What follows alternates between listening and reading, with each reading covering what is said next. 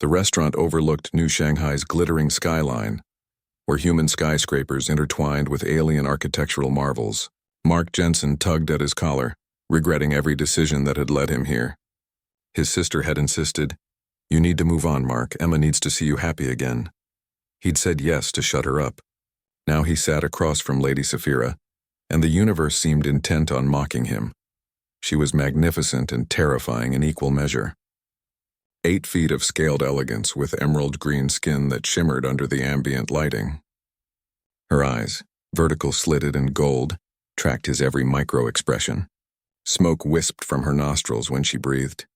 A dragon lady, one of the apex predator species that had nearly conquered half the known galaxy before humans stumbled onto the galactic stage. "Your sister speaks highly of you," Lady Saphira said, her voice a low rumble that vibrated through the table. "She says you build things." "I'm a carpenter," Mark replied flatly, already planning his exit strategy. What was Sarah thinking? A dragon lady? "I work with wood, very primitive, I'm sure, by your standards." Lady Saphira's head tilted an oddly bird-like gesture. "Primitive. The Council of Flames considers woodworking a lost art. Our people burned our forest to ash millennia ago in our industrial revolution. We've forgotten how to shape living matter into beauty." Mark blinked. That wasn't the response he'd expected. "Your species fascinates mine," she continued, leaning forward. Her claws, each the length of his fingers, clicked softly against her wineglass. "Humans are so improbable. You have no natural weapons, no armor, no environmental adaptations worth mentioning. By all logic, you should have been prey animals. Yet you've become the galaxy's diplomats, traders, and peacekeepers." "We're stubborn," Mark said, his defensive wall still firmly in place, "and apparently too dumb to know when we're outmatched. Or too brave to care." Her golden eyes softened. "Your sister told me about your wife. The colony raid on Kepler 442b, I'm sorry." Mark's jaw tightened. "I should go." He stood abruptly, chair scraping against the floor. "This was a mistake. Look, you seem nice, but this isn't going to work. I have a daughter to think about and I can't—" "Dad?" Mark froze. That voice shouldn't be here. He turned slowly to find 12-year-old Emma standing near their table, his sister Sarah behind her with an apologetic grimace. "Emma, what are you doing here?" "Aunt Sarah said you were having dinner," Emma said, her eyes already locked on Lady Saphira with undisguised wonder. "Is that a dragon lady? An actual dragon lady? Dad, do you know how rare they are? There's only like 3,000 in the entire Sol system." Lady Saphira's expression transformed. The predatory edge melted into something Mark couldn't quite identify. She lowered herself slightly, making herself less imposing. "Hello, young one. You must be Emma. You know my name?" Emma's eyes widened. "Your father has been telling me about you," Saphira said gently. "He says you're building a treehouse, using his tools without permission, if I understand correctly." Emma shot Mark a guilty look. "I was going to tell him." "The structural design is sound," he says, "but you use the wrong screws for load-bearing joints." Saphira's tone was warm, almost amused. "He's proud of you, though he won't say it out loud." Mark felt wrong-footed. When had he told her that? "Can you really breathe fire?"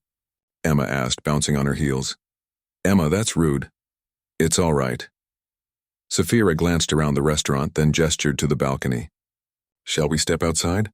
I'd hate to set off the fire suppression systems."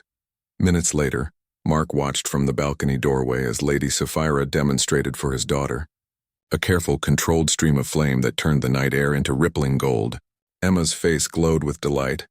And something in Mark's chest, something that had been locked tight for 2 years, cracked slightly. "She's awesome, Dad," Emma breathed, still staring at Saphira. "Like seriously awesome." Mark watched as Lady Saphira actually knelt, to Emma's level, discussing the chemical composition of dragon fire and how their species had evolved on a volcanic world where breathing fire was necessary for survival. She explained complex biology in terms a 12-year-old could understand, her patience infinite. "Your daughter has your eyes," Saphira said later, after Sarah had taken Emma home. Mark had stayed surprised even to himself. "And your curiosity." She asked me 47 questions. "I counted 48, Mark said, and found himself almost smiling. "She asked one twice," Saphira replied. her own smile revealing rows of crystalline teeth. About whether dragons could eat chocolate. Very important question, apparently. Can you? No, makes us violently ill. She paused. Your sister told me you haven't dated since your wife passed. That you've built walls thicker than your workshop doors. Mark looked out over the city. Emma's been through enough. I can't bring someone into her life who might leave. Death is the only certainty, Saphira said softly. My people live 300 years on average. Your daughter will likely outlive me. Does that make me a poor choice? Or does the time we have matter more than the time we don't? Mark turned to her. Really looked at her. Beyond the scales and the smoke and the predatory grace, he saw something familiar. Loneliness. Loss. The weight of moving forward. She thinks you're awesome, he said quietly. And you? Mark exhaled slowly. I think I'd like to not storm out. Maybe order dessert. Talk about carpentry and lost arts and why my daughter thinks she can build a treehouse without supervision. Lady Saphira's smile could have lit the city. I would like that very much, Mark Jensen. And for the first time in 2 years, Mark felt something besides grief. It was small and fragile and terrifying. It felt like hope.